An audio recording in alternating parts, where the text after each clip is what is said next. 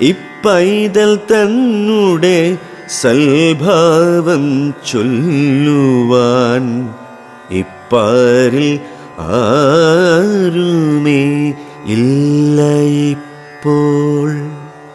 വിസ്മയമാണ്ട ഗുണങ്ങളെ ഓർക്കുമ്പോൾ വിഷ്ണുവെന്നിങ്ങനെ ചൊല്ലാമത്രേ.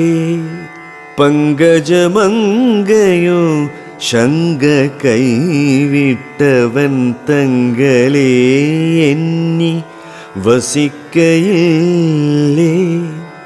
ഭൂമിപന്മാർക്കെല്ലാം ഭൂതിതമായുള്ള ഭൂമിയും പാർക്കിലിവനധീനം. ഇത്തരമായ